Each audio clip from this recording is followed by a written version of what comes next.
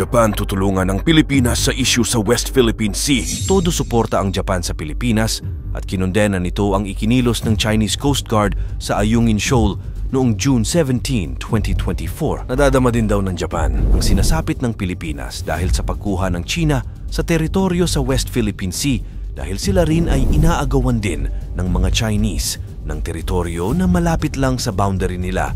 Ito ang Senkaku Island. Ang Amerika naman diniretso na ang China sa pag-uusap. Nababahala na ang Estados Unidos sa marahas na hakbang ng China sa Ayungin Shoal at iginiit pa ng Amerika sa China na matibay ang commitment nito sa Pilipinas sa ilalim ng Mutual Defense Treaty. Sumagot naman ang China, dapat na umanong itigil ng Amerika ang ginagawa nitong pagsuporta sa umano'y pag-uudyok ng Pilipinas. Ano ang tulong ang handang ibigay ng Japan sa Pilipinas? Ano-anong barkong pandigmana ang mayroon tayo na mula mismo sa Japan? At bakit ginagawa ito ng Japan sa ating bansa? Japan tutulungan ng Pilipinas sa issue sa West Philippine Sea, yan ang ating aalamin.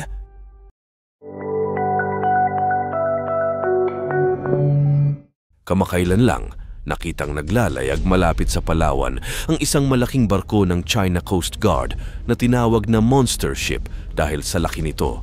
Ang nasabing barko ay bahagi ng pinalakas na presensya ng China sa West Philippine Sea na nagdudulot ng tensyon sa pagitan ng China at Pilipinas. Ayon sa ulat, ang barko ng China Coast Guard ay kasalukuyang nagmamanman sa paligid ng Ayungin Shoal. Ayon kay Commodore J. Tariela ng Philippine Coast Guard, walang dahilan ang China upang magreklamo tungkol sa presensya ng barko ng Pilipinas sa Ayungin dahil ito ay nasa loob ng teritoryo ng bansa.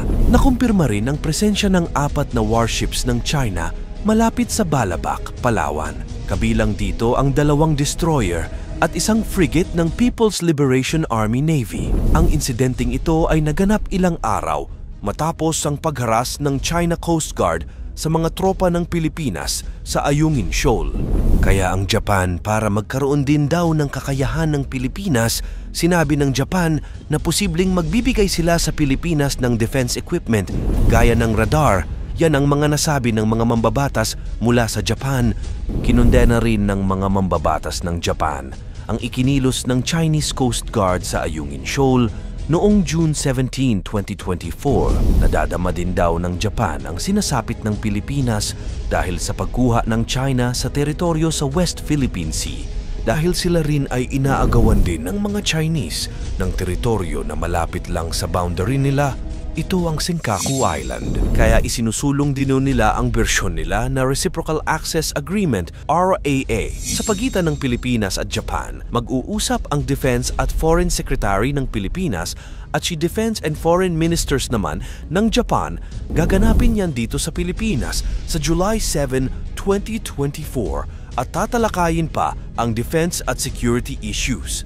Samantala, ang Amerika naman, diniretso na ang China sa pag-uusap sa telepono ng US Department State Deputy Secretary at ng Executive Vice Foreign Minister ng China. Nababahala na ang Amerika sa marahas na hakbang ng China sa Ayungin Shoal at iginiit pa ng Amerika sa China na matibay ang commitment nito sa Pilipinas sa ilalim ng Mutual Defense Treaty. Sumagot naman ng China, dapat na umanong itigil ng Amerika ang ginagawa nitong pagsuporta sa umano'y pag-uudyok ng Pilipinas. Sa nakalipas na mga taon, nagkaroon ng iba't ibang klase ng mga transaksyon at donasyon na may kinalaman sa mga barkong pandigma at maritime assets mula sa Japan papunta sa Pilipinas. Mga kagamitan ng Pilipinas na mula sa Japan, BRP Tubataha at iba pang multi-role response vessels. Ito ay Tetemu multi-role response vessels mula sa Japan sa ilalim ng Maritime Safety Capability Improvement Project. Ang mga barkong ito ay binuo ng Japan Marine United Corporation at pangunahing ginagamit ng Philippine Coast Guard. Ang mga barkong ito ay may kapasidad na magsagawa ng iba't ibang misyon tulad ng search and rescue, law enforcement at environmental protection. BRP Malabrigo. Ito ay isa sa mga suporta mula sa Japan para palakasin ang kapasidad ng Philippine Coast Guard. BRP Teresa Magbanua at BRP Melchora Aquino. Ang dalawang 97-meter multi-role response vessels na ito ay ibinigay sa Pilipinas noong 2022 at 2023 bilang bahagi ng suporta ng Japan sa maritime security ng bansa, mga plano sa hinaharap. Ang mga nangungunang opisyal ng depensa at panlabas na ugnayan ng Japan at Pilipinas ay magpupulong sa Maynila sa susunod na buwan para palakasin ang estratehikong ugnayan at talakayin ang mga isyung rehiyonal ayon sa kagawaran ng ugnayang panlabas ng Pilipinas. Ito ay sa panahon ng tumitinding alalahanin tungkol sa mga aksyon ng China sa pinag-aagawang South China Sea. Ang mga detalye ng agenda ng pagpupulong ni Japanese Foreign Minister Kamikawa Yoko at Defense Minister Kihara Minoru kasama ang kanilang mga Pilipinong katapat noong Hulyo 8 ay hindi agad inilabas, pero dalawang opisyal mula sa parehong bansa ang nagsabi sa The Associated Press na may mga pagsusumikap na matapos ang isang mahalagang kasunduan sa depensa na inaasahang mapipirmahan sa mga pagpupulong. Mga pagpapalitan ng kagamitan. Patuloy na tinitingnan ng Pilipinas at Japan ang posibilidad ng karagdagang pagpapalitan ng kagamitan at teknolohiya. May mga usapin ukol sa karagdagang patrol boats at iba pang maritime assets na maaaring makuha ng Pilipinas mula sa Japan, pati ang joint exercises at training. Bukod sa mga pisikal na kagamitan, nagkakaroon din ng mga joint exercises at training ang dalawang bansa upang palakasin ang interoperability at kakayahan ng kanilang mga hukbong dagat.